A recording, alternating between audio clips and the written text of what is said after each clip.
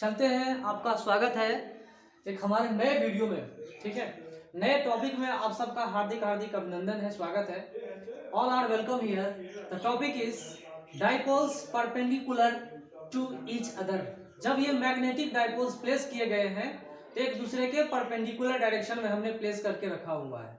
इस चीज को आप लोग देखिए, ये पहला बार मैग्नेट है, ये दूसरा बार मैग्नेट है। पहला बार मैग्नेट को हमने क्या कर दिया है, हमें वर्टिकली प्लेस कर दिया और दूसरे बार मैग्नेट को हमने हॉरिजॉन्टली प्लेस करके रखा हुआ है। मतलब these two bar magnets are placed in perpendicular direction. Their orientation it is such that they are placed in perpendicular direction. One is in vertical direction, second one is in horizontal direction. Now the separation between the centers of these magnetic dipoles is small r as the shown in the figure. जैसा figure में देख रहे हैं क्या separation है, क्या distance है। दो मैग्नेटिक डाइपोल्स है, पहला ये दूसरा ये, इन दोनों की सेपरेशन क्या है, small R. Small R is the separation between the centres of these two magnetic dipole. Okay, तो यहाँ पे स्मॉल आर तो रखा हुआ है, लेकिन आप ये भी एक चीज मान लो कि इन दोनों का लेंथ हमने क्या मान रखा है, इन दोनों का मैग्नेटिक लेंथ इज 2L। ठीक है, the magnetic length of this two bar magnets is equal to 2L। इतना हमने एज्यूम करके मान के रखा हुआ है। यहाँ पहले बार मैग्नेट के ऊपर डिस्कस करते हैं, what is the magnetic dipole moment of first bar magnet. First bar magnet का मैग्नेटिक डाइपोल मोमेंट कितना है। ठीक है, तो पहले का जो मैग्नेटिक डाइपोल मोमेंट है वो किधर है, साउथ से नॉर्थ की तरफ है, अपवर्ड डायरेक्शन में है। जो मैंने डायरेक्शन यहाँ पे फिगर में दिखा के रखा हुआ है, m1 is vector quantity, magnetic dipole moment is a vector quantity, it has both magnitude as well as direction। दोनों चीज होता है मैग्नेटिक डाइपोल मोमेंट में, दोनों चीज होते हैं। इसका मैग्नीट्यूड भी होता है प्लस डायरेक्शन भी होता है। यहाँ देखिए m1 तो हमने डिफाइन कर दिया, बता दिया कि अपवर्ड डायरेक्शन में है, साउथ से नॉर्थ की तरफ डायरेक्शन दिखा रहा है। ठीक है, चलिए इधर चलते हैं दूसरा बार मैग्नेट। दूसरे बार मैग्नेट का जो मैग्नेटिक डाइपोल मोमेंट है उसे हमने कैसे रिप्रेजेंट किया है।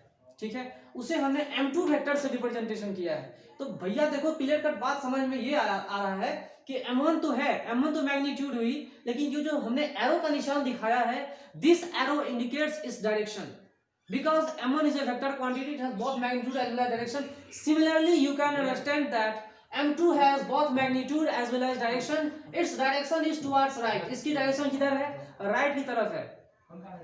Now these two bar magnets are placed perpendicular to each other. इन दोनों के बीच में क्या इंटरेक्शन होगी, क्या क्या क्या कहानियां होगी, क्या रोटेट कर पाएगा कि नहीं कर पाएगा, वो सब चीजों को हमें समझना है। ठीक है, तो एक बार मैग्नेट दूसरे बार मैग्नेट के ऊपर कितना फोर्स एक्सर्ट कर रहा है ये भी हमें समझना है। इन दोनों के बीच में कितनी इंटरेक्शन एनर्जी है वो भी हमें बताना होगा।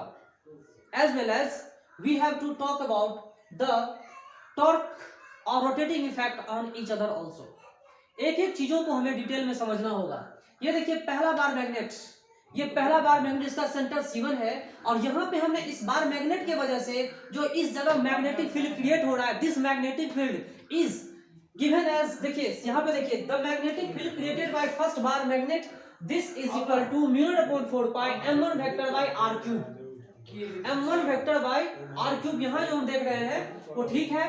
ओके, तो यहाँ पे सवाल क्या होता है वो देखिए,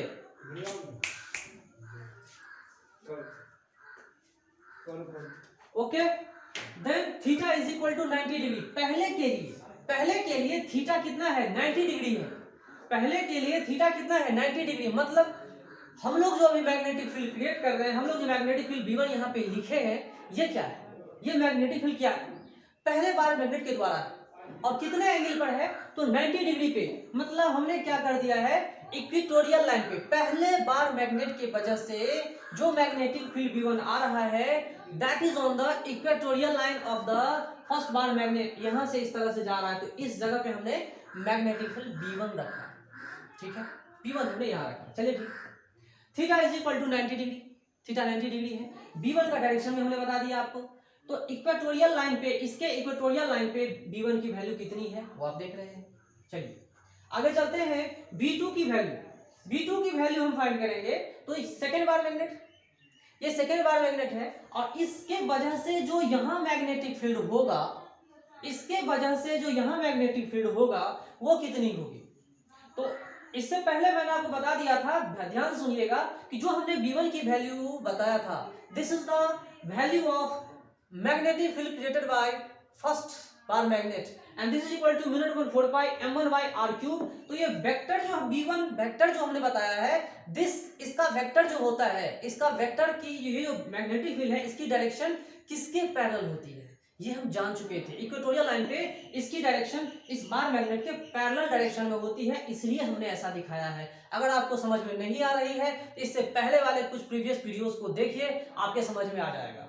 ठीक है, due to first bar magnet magnetic field created is equal to V1 and this is in downward direction parallel to this bar magnet, इस बार मैग्नेट के पैरेलल डायरेक्शन में है, जो कि लिखा हुआ theta is equal to 90 degree and theta means यहां से अगर थीटा ये थीटा ले रहे हैं तो 90 डिग्री यहां पे हम ले रहे हैं थीटा इस तरह से। ठीक है, इक्वेटोरियल लाइन पे इस तरह की कहानी बन रही है। Magnetic field second magnetic field created by second bar magnet at the place of first bar magnet, जहां पे पहला बार मैग्नेट रखा हुआ है उस जगह पर magnetic field second bar magnet की वजह से कितनी है वो हम जानते हैं, दैट इज इक्वल टू म्यू0.4 pi 2m2 vector by r cube and theta is equal to 180 degree. जैसे ही थीटा 180 डिग्री हो गया, इसका मतलब ये है कि ये वाला वेक्टर, ये वाला मैग्नेटिक फील्ड कहां पर है, ये एक्सियल लाइन पर है। ये क्या है भाई, एक्सियल लाइन पर है, और ये क्या है, परपेंडिकुलर बाइसेक्टर के पास है। ये कहां पर है, ये परपेंडिकुलर बाइसेक्टर पर है, और ये कहां पर है, एक्सियल पॉइंट पर है। इस बात को समझिए, एक्सियल पॉइंट पे आने के वजह से, या 2 टाइम्स देख रहे हो, ये आया हुआ है। इसके लिए संदेह मत करना, कंफ्यूजन मत रखना, this 2 is given only for the axial point, याद हो जाएगा। ठीक है, तो ये हमने मैग्नेटिक फील्ड तो निकाल लिया। अब हमें क्या निकालना भाई, रोटेटिंग इफेक्ट हमें जानना है कि एक बार मैग्नेट दूसरे बार मैग्नेट को क्या रोटेट कर पाएगा। Can a bar magnet rotate the second bar magnet due to its magnetic field, क्या कर सकता है। इसके लिए हमें क्या किया है, C2 वेक्टर हमने ज्ञात किया। यहाँ पर C2 vector second bar magnet को कितना रोटेट कर रहा है first bar magnet, that is given by A vector and that is the cross product of M2 vector and V1 vector. M2 vector और V1 वेक्टर का cross product हमने जो रखा है यहाँ पर M2 क्रॉस V1, ये जो हमने रखा हुआ है, तो यहाँ आप देखिए M2 is towards right but V1 is towards the downward direction, so M2 cross V1 means किधर है, क्लॉकवाइज डायरेक्शन में। इस डायरेक्शन इज क्लॉकवाइज, इस डायरेक्शन किधर है, M2 cross V1 clockwise direction में है, M2 cross V1 into the plane हो जा रहा है। ठीक है, क्लॉकवाइज में आ रहा है, M2 cross V1 into the plane, है ना, इनटू द प्लेन आ रहा है। यहां देखिए इनटू द प्लेन आ रहा है। यहां C1 की बात करते हैं, C1 is the couple on first bar magnet due to the second bar magnet and it is given as C1 vector is equal to M1 cross V2। M1 cross V2 मतलब समझ लीजिए क्या हो रहा है कि M1 तो यहाँ पर पहले से मौजूद है, यहाँ पे देखिए M1 cross V2, both these are perpendicular to each other, M1 cross V2 and here also magnetic torque is couple is inside the plane, here also the couple is inside the plane, M2 cross V1 and M1 cross V2 both are into the plane, inside this plane perpendicular to this plane। okay, चलिए आगे बढ़ते हैं। तो यहाँ पे देखिए C2 की value जो निकाले हैं M2 cross V1 that is equal to म्यू0.4 पाई M1 इनटू M2। यहाँ देखिए, गौर से देखिए, ध्यान से देखिए, तब समझ में आएगा। M2 क्रॉस V1 देख सकते हैं, म्यू0.4 पाई M2 का वैल्यू M2 यहाँ लिख दो और V1 की वैल्यू यहाँ लिख सकते हैं M1 बाय R क्यूब लिख सकते हैं, कोई दिक्कत नहीं है। ठीक है, ये भी रिजल्ट आपको समझ में आ गया, दिख रहा है। आगे चलते हैं नेक्स्ट रिजल्ट की तरफ। नेक्स्ट रिजल्ट क्या कहता है, C1 वेक्टर हमें फाइंड करनी है। क्या फाइंड करना भाई, हमें C1 फाइंड करनी है। तो C1 फाइंड करने तो M1 क्रॉस V2 निकाल लो, M1 का वैल्यू M1 ही रहने दो, V2 की वैल्यू यहां से डाल दो, क्या है म्यू0.4 pi 2m2 bye r cube, यहां से लिख देते हैं, क्लॉकवाइज सेंस में है, ये भी इनसाइड द प्लेन आ रहा है, ये भी इनसाइड द प्लेन आ रहा है, मतलब ये एक दूसरे को रोटेट कर रहे हैं। Now this bar magnets place in this orientation, in this configuration, in this situation, in this condition can rotate each other, एक दूसरे को रोटेट कर रहे हैं। C2 जो है ये इसके ऊपर रोटेटिंग इफेक्ट है, इस तरह से रोटेट करेगा। चलिए सही है, रोटेट कर रहा है, बात समझ में आ रही है। ज्यादा रोटेटिंग इफेक्ट इसकी है, वो देखिए ज्यादा रोटेटिंग इफेक्ट इसका हो रहा है, इसको ज्यादा रोटेट करेगा, ये भी क्लॉकवाइज सेंस में मूव करेगा, ये भी क्लॉकवाइज सेंस में मूव करेगा। लेकिन सोचिए, think yourself, the rotating effect is more prominent in first bar magnet, first bar magnet में रोटेटिंग इफेक्ट ज्यादा है।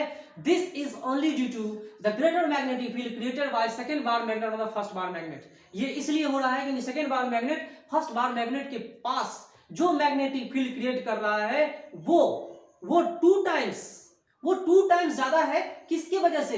फर्स्ट बार मैग्नेट के वजह से, फर्स्ट बार मैग्नेट के कंपैरिजन में। फर्स्ट बार मैग्नेट के इक्वेटोरियल लाइन पे जो मैग्नेटिक फील्ड यहां क्रिएट होगा उससे 2 गुना मैग्नेटिक फील्ड इसके वजह से वहां क्रिएट हो रहा है, इसके वजह से ज्यादा रोटेटिंग इफेक्ट किसके ऊपर असर डालेगा? इसके ऊपर डालेगा।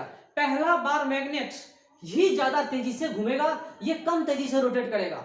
ज्यादा इफेक्टिव क्या होगा?